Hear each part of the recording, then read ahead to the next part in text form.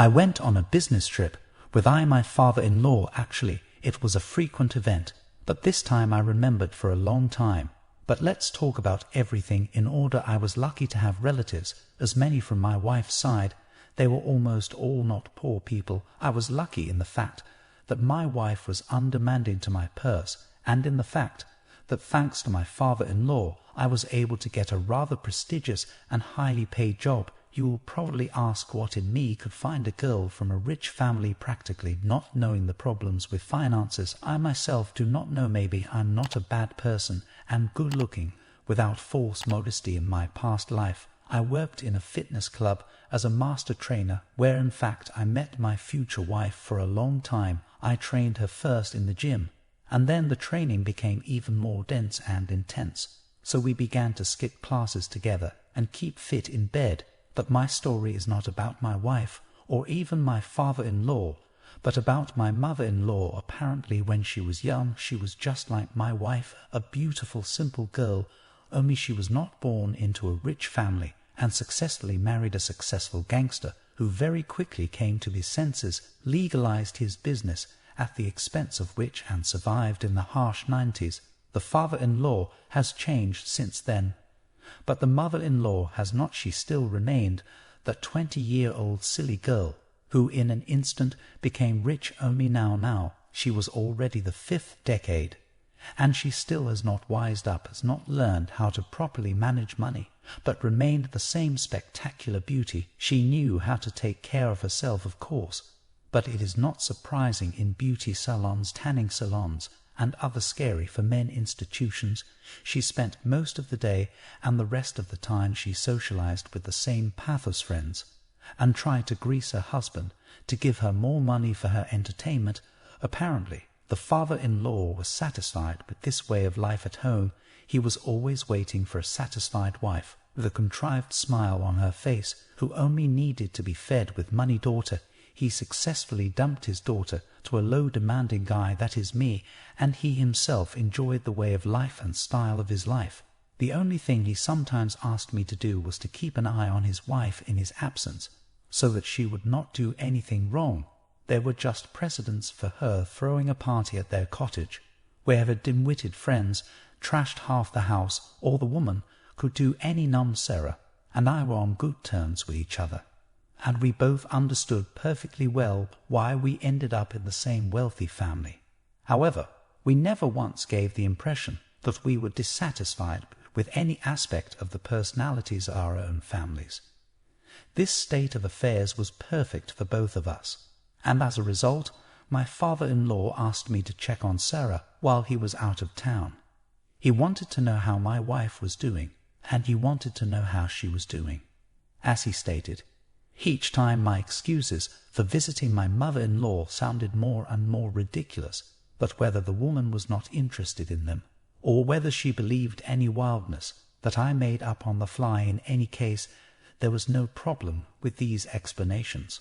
And now when I nodded to the guard and entered her house, I said, "William said there's something wrong with your pipe in the basement here." He asked me to take a look. I blurted out, not believing my own words, "Hey Dylan, I'm kind of bored with everything I got these. I'm bored here by myself anyway. So why don't you go somewhere and have some fun?" "I'm bored with everything I got these," after following me around. The woman indicated in the direction of the door behind which her driver and the guard remained on duty. This is the one location where I am able to relax and do anything I want, and I always have the impression that there are hidden cameras everywhere, so anything may happen. I smirked and did not make any attempt to persuade my mother-in-law to eat. "If you are interested, I would not mind if you did." Before we talked for a long time on issues that diverted our attention, I acknowledged that I had never experienced a dinner in this place that was less than satisfactory. After that, I had to continue to pretend that I was very interested in the pipes that were located in the basement. I got up from the table and went down the stairs. The basement of this luxurious mansion had 2 levels. On the first level were the amusement rooms, which included a billiard room, a table for poker and other gambling games, and even a miniature theatre. When compared to the boiler room itself and other sewage equipment, the boiler room itself was even lower down, but it was nevertheless kept fully clean and in immaculate shape. I went in there and looked at my phone and grumbled there was no signal here, which meant I had to be bored here for about 10 minutes without internet. I had to at least pretend to check something out, but after 5 minutes I couldn't stand it any longer and went higher. With the sight of the gorgeous pool table mesmerized me. I wanted to stroke its velvet cloth, and even better to arrange the balls and play a game, but my dreams were interrupted by my mother-in-law, who suddenly came down from her quarters to the basement. Something about her had changed, but I didn't immediately realize what it was. It turned out that she had changed her dress to an even shorter robe, from under which her beautiful tanned legs peeped out. In addition, the woman had let her hair down and now looked rather ambiguous.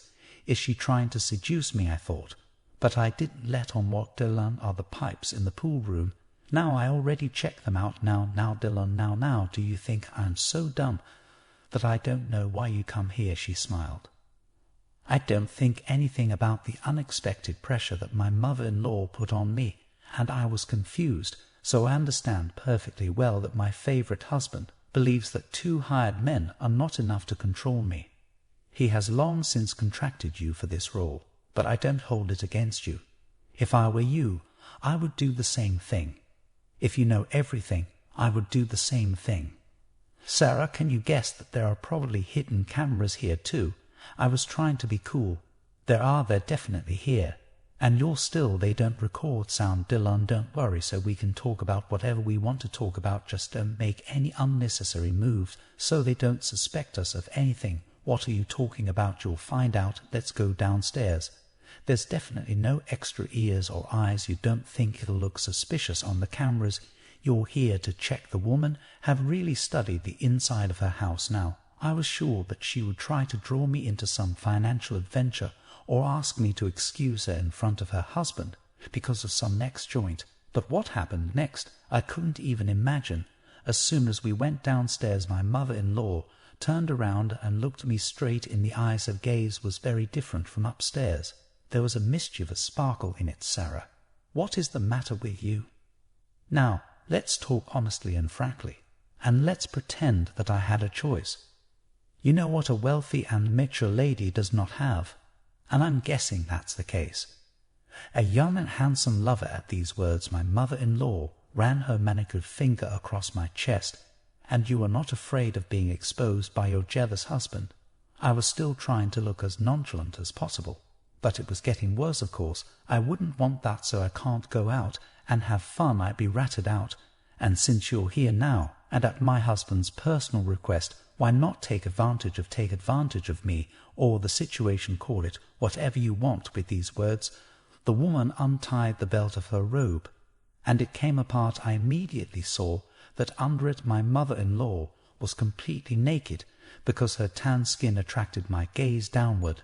And if I refuse for some reason, I stammered. I had wanted this gorgeous, mature beauty for a long time, and sooner or later I would pounce on her myself. You have no choice. In a self-assured manner, the woman pulled her robe down to her feet and began to pull off my shirt and jeans. She continued to urge, "Come on, hurry up. We don't have much time." But we could not finish this process soon. I made the decision to derive the greatest possible advantage and pleasure from this circumstance. My mother-in-law was not lagging behind me, either, turning into an insatiable tigress. In an instant, when we climbed out of the basement, we hardly remembered that we had to get dressed and tidy up. So, when next time you come to check the pipes, the woman asked me nonchalantly, "Did you like this story? Let us know in the comments what you liked."